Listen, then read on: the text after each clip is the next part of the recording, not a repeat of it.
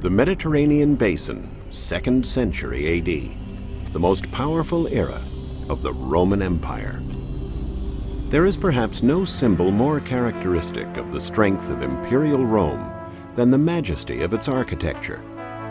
The Roman Empire at its height dominated 3 continents, 20 races, and more than 500 great cities. And once they conquered, they built. Roman-style architecture can be found from Italy to Spain, France to Asia Minor, Africa to the Black Sea. The cities were all built in the same grand style: columns, porticos, markets, temples, basilicas. The Roman Empire unified the entire Mediterranean basin, encompassing lands where many civilizations had flowered, uniting them into one sole civilization, with the same laws, the same way of life, the same customs. A single great multi-ethnic population that did not discriminate against its subjects for the color of their skin, and which had as emperor Italians, Europeans, Africans, and Arabs. To understand how Rome could build such a vast empire and then govern it for almost 1,000 years, we will journey to the extreme outskirts of the Roman Empire at the time of its greatest expansion and learn the secrets that archaeology has uncovered for us.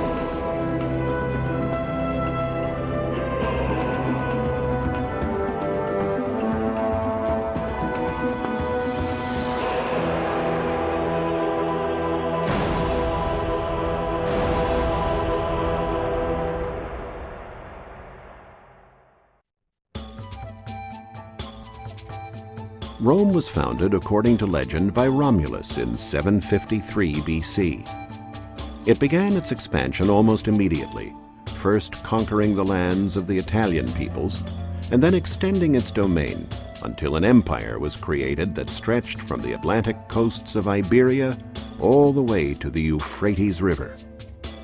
Historians date the fall of the Western Roman Empire to 476 AD, meaning that the history of this city and its dominion over the world spanned an entire millennium.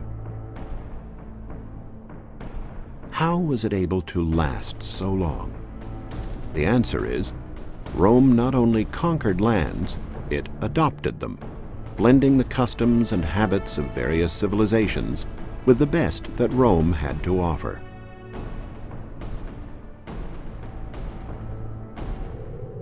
In Vaison-la-Romaine, France, once a Roman province known as Gaul, archaeologists uncovered this paved road bordered by impressive buildings.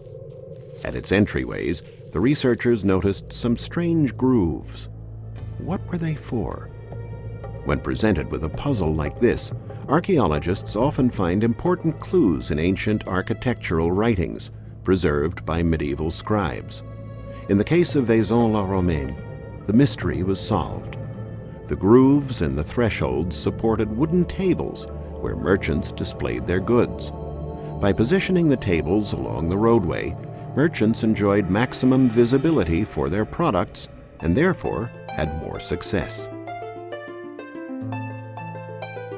This emphasis on marketing and commerce was one of the reasons why the empire remained vital for so long. Wherever the Romans arrived, weapons were laid down eventually, and the Pax Romana, or Roman peace, took their place. Within this context of renewed stability, business was able to thrive. Eventually, after Rome had invaded and inhabited a new land, it would take the best soldiers of that country and incorporate them into its own army. The best of these recruits would have come from wealthy families. They were usually better educated and trained, with natural aspirations to rise through the system of their new ruling government. If they succeeded in battle and the political aspects of war, they might have the chance to become senator one of the highest and wealthiest positions in the empire. A military career was the fastest route to furthering one's career. Of course, the new soldiers had to start at the bottom. They would be sent to battles in the easternmost borders of the empire, where Emperor Trajan was fighting the formidable Parni, the heirs of the Persians. From France, they would embark with a small military fleet on a voyage from Massilia, now Marseille, to Sicily, and forced to fight pirates along the way. From Sicily, the voyage would continue to the Orient, following the fastest and safest route possible. This meant following the coastline and only crossing open sea where necessary. The fleet would thread its way across the Aegean through the Peloponnesus to reach the port of Laodicea in Syria. Warships at that time were a lot different than merchant ships. This boat is called a trireme. We know how it looked because of information from relics recovered by marine archaeologists. They discovered that in order to be able to make quick maneuvers in battle and ram the enemy, warships were propelled by several layers of oarsmen. Merchant ships, on the other hand, used sails and had no oars. Warships were classified by the number and arrangement of oarsmen. The trireme had 3 tiers of oars, and each oar was manned by 2 oarsmen. It was a lightweight fighting ship, about 115 feet long, and perfect for hunting pirates because it was fast and agile. Naval soldiers manned the ship together with the oarsmen and were there to board enemy ships. Each trireme had a crew of about 300 oarsmen and 100 naval soldiers. To rid the vast waters of the Mediterranean and the Aegean of pirates, the fleet would often give chase, sometimes for hundreds of miles, to catch its enemy. Once caught, the tactic was not to board the enemy ship and engage in hand-to-hand combat, but to sink it, either by ramming it or hitting it with catapult fire.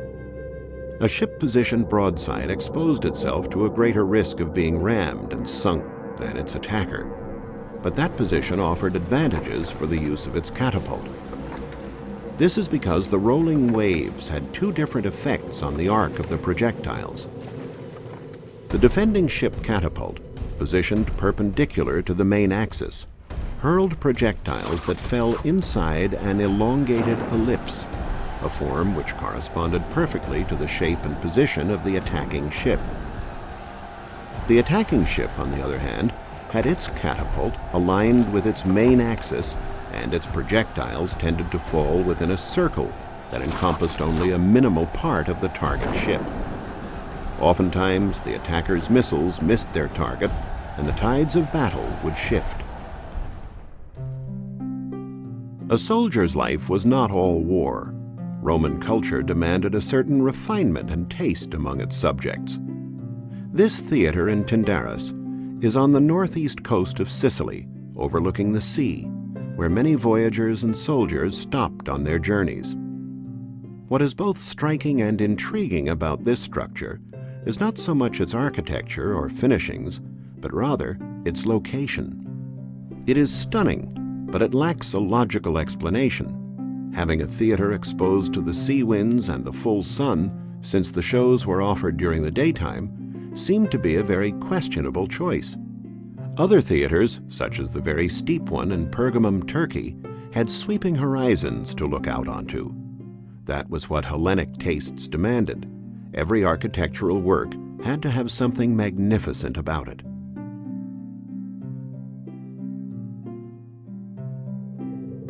The Tyndaris Theater, like much of the city, was not actually built by the Romans, but rather by the Greeks several centuries earlier during the Hellenistic era.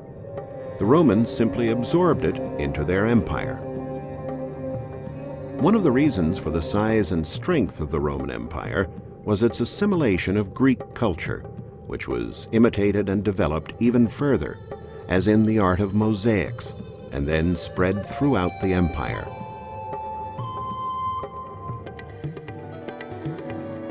In the interior of Sicily was a flourishing city, Morgantina. Sumptuous dwellings adorned with splendid mosaics testify to its wealth.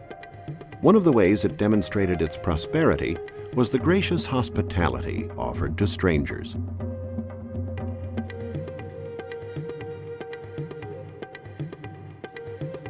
We see evidence in this mosaic, which contains the Greek phrase, "be well," which may be taken as a sort of welcome. All citizens of the empire were equal. People and ideas were allowed to circulate freely, as were goods.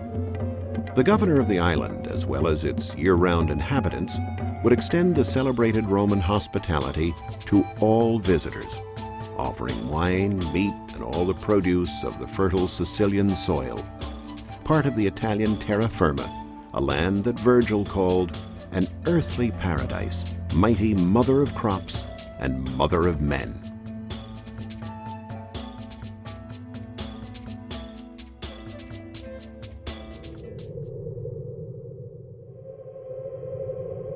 Sometimes an army's mission was not of war, but of peace.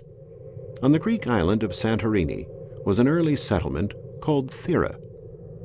Thera was located in an area that was always at risk for earthquakes. Half of the island disappeared into the sea in the second millennium BC. The archaeological remains of Thera show that the city was rebuilt several times because it was hit by an earthquake more than once.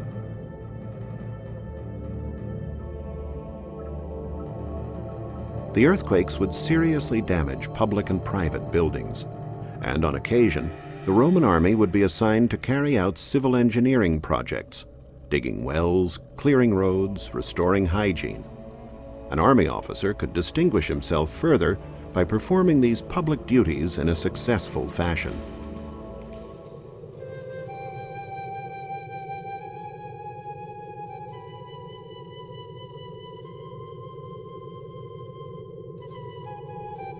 Moving further east, toward the outer reaches of the empire, we entered Jordan.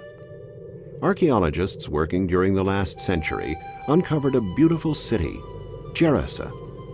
They were quite puzzled to find numerous drain covers like this one, bearing the engraved image of a dolphin.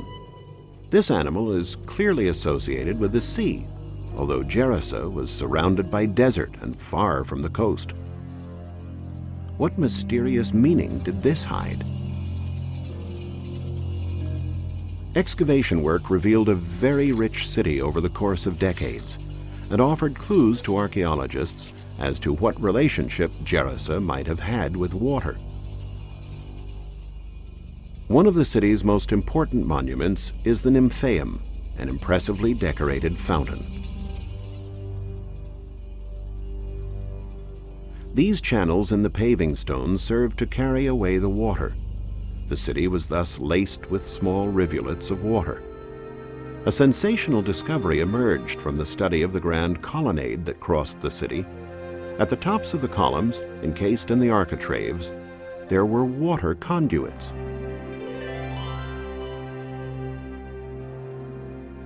Gerasa had a complex water distribution system. The water that filled the streams during the rainy season was diverted, collected, and conveyed all around the city, where it was used ostentatiously before draining off along the various channels. This system was certainly wasteful, but that is precisely why it was a source of pride to the city. With its ample supply of water and its monuments, including this temple dedicated to Zeus built in a panoramic position atop 3 terraces, Gerasa projected an image of beauty and hospitality, as befitted its status as one of the ancient world's most important marketplaces. The city was at the eastern border of the Roman Empire, an area of intense commercial traffic between the Mediterranean to the west and India and China to the east.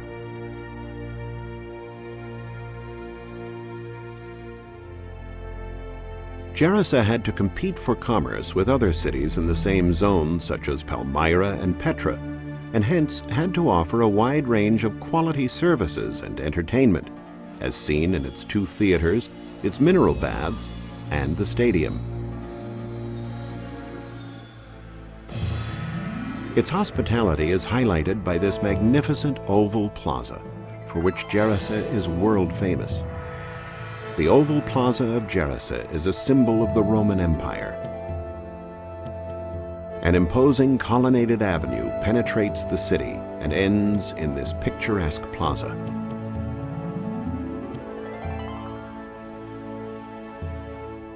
It is clear that the most beautiful and important cities of the empire, even the more distant ones like Gerasa, owed their stature to the excellent routes connecting them.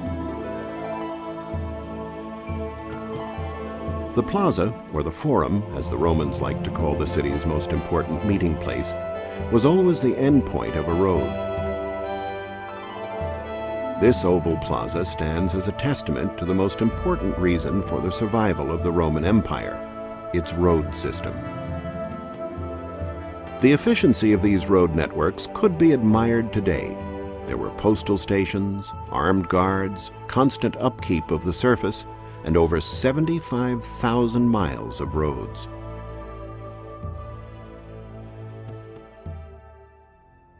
Gerasa was the eastern outpost of the empire.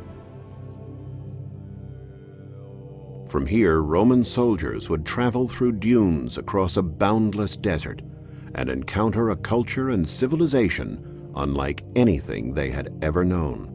The caustic people who lived in this area between the Euphrates and the Indus rivers made even Romans tremble. This was the land of the Parni, the heirs of the Persians.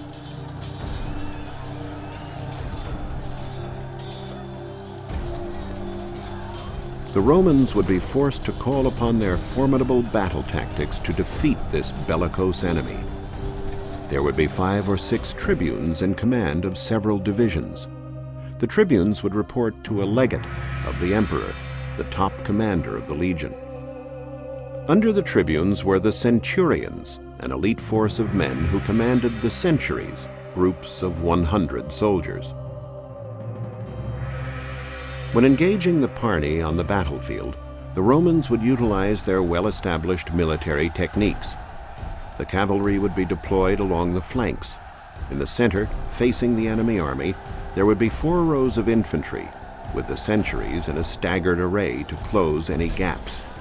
The first to attack were the Velites, a light force that carried out swift strikes and then took refuge behind the lines. Next, the Lancers advanced, hurling their javelins and then engaging in hand-to-hand combat before retreating.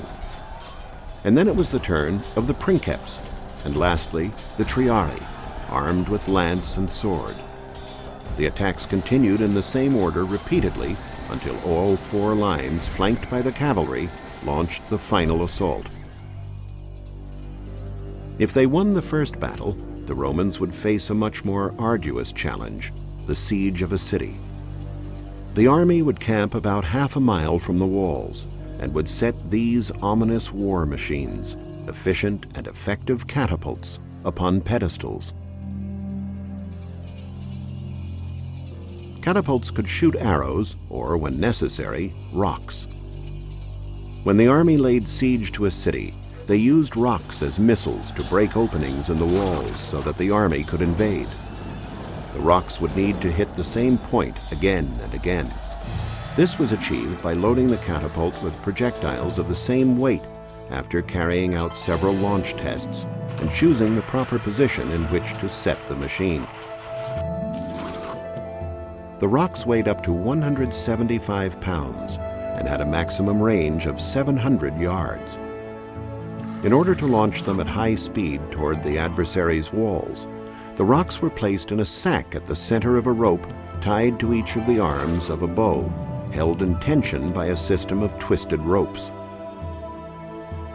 A winch drew back the rope, which would then snap forward and hurl the projectile when the ring attached to the sack was released.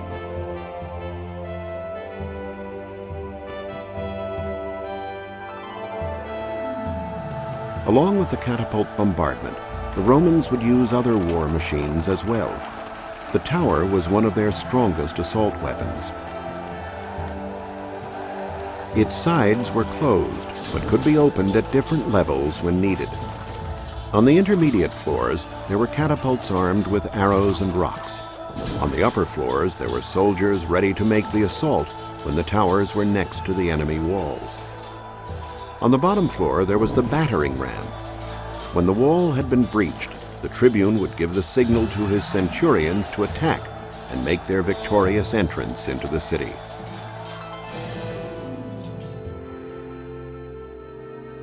With Trajan's victory over the Parni, the Roman Empire reached its greatest expansion.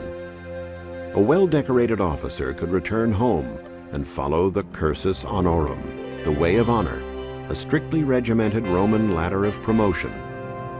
With the right battle honors, they could win a much-desired senatorial appointment and sit in on the empire's most important assembly. Roman senators were fighters too, but in a different way. They would use weapons of diplomacy, equitable application of law, and wise economic and political administration to maintain the stability of all that the army had achieved. The empire was an immense domain that encompassed the entire known world at the time. The legacy was one of the most powerful in world history.